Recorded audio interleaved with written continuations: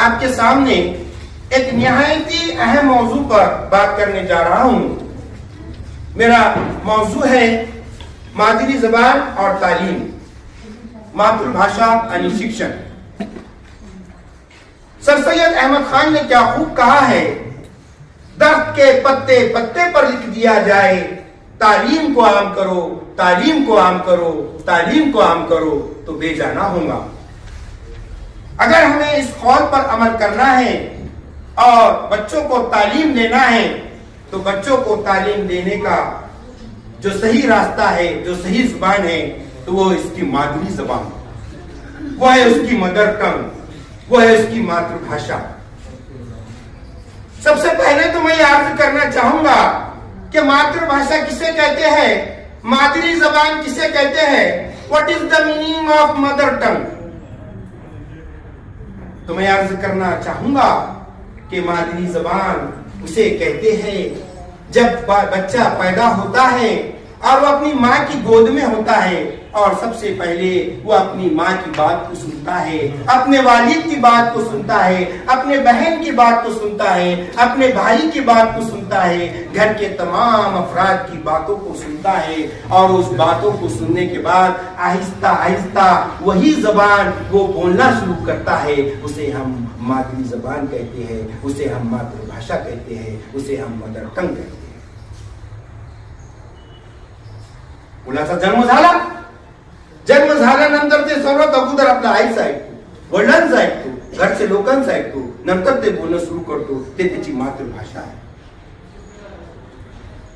आणि तोच मातृभाषेमध्ये ते जर शाळेत आल्यावर त्याचे शिक्षक असतो, ते घरी जे भाषा बोलतो तोच भाषाचे शिक्षक बोलतो, त्याचे जे समोरचे जे मित्र असते तेच भाषा बोलते। मग मला सांगा त्याच भाषेमध्ये जरा शिक्षण शिकण्यासाठी किती सोपं आहे।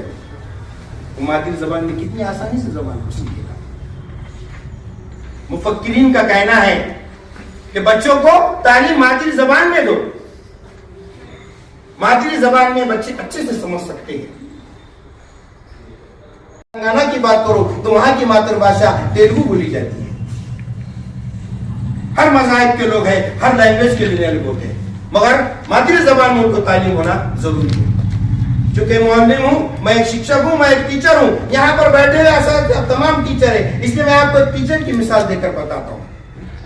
हमारे एक टीचर थे, उनका एक देहात में जो तो ट्रांसफर हुआ, वो जो है तो दर्स तदरीस का अंजाम दे रहा, अध्यापन करत होते। उन्होंने देखा कि एक क्लास में एक मासूम बच्चा डरा सहमा हमेशा बैठा हुआ रहता था। टीचर ने उससे बात करने की कोशिश की, सवाल पूछा, सवाल का जवाब देने की कोशिश की, बच्चे ने जवाब नहीं दिया।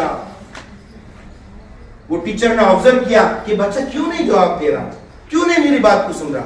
तो मालूम पड़ा कि उसकी मातृभाषा अलग है, वो मराठी मीडियम से तालीम हासिल कर रहा है। फिर वो टीचर ने क्या किया कि तेलुगु के कुछ अल्फाज जो वो तेलंगाना से इधर से आया हुआ था बच्चा, तो उन्होंने जो तो कुछ बात को सीख लिया और कुछ बातें जो है तो जब उन्होंने बोली तो चेहरे के ऊपर उसकी मुस्कुराहट आ गई।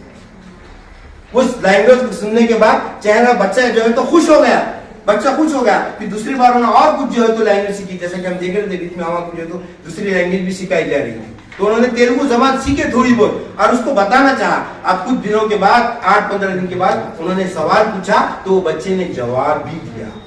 तो देखिए ये होती है मदर टंग, ये होती है मातृभाषा, ये होती है मादरी जबान। अरे किसी ने तो क्या मिसाल दिया गंगाखड़ मैडम, किसी ने तो एक मिसाल दिया कि मादरी जबान सगी माँ की तरह होती है और दूसरी जो लैंग्वेज होती है वो सौतीली माँ की तरह होती है। अब मुझे ये बताइए कि आप सौतीली माँ को सगी माँ से ज्यादा फौकियत देंगे?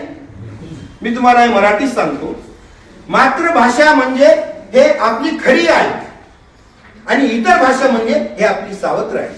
आता तुम्ही मला सांगा की तुम्ही सावत्र आईला खरी आईपेक्षा मान देणार का? तुम्ही इतर भाषा सुद्धा शिका, पण खरी आई असती आणि सावत्र आई